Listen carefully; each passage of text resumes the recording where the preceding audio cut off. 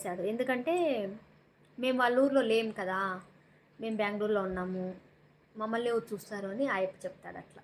హ్మ్.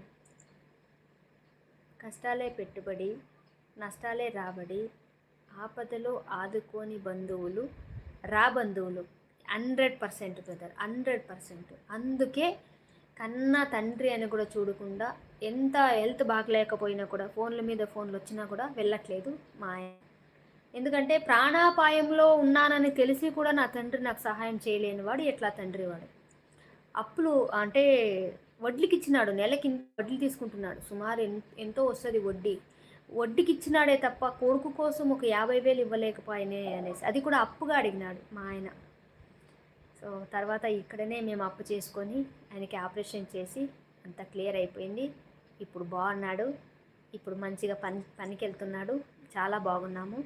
కాబట్టి ఏ బంధువులను వద్దు మనకి అనేసి మేమే డిసైడ్ అయిపోయి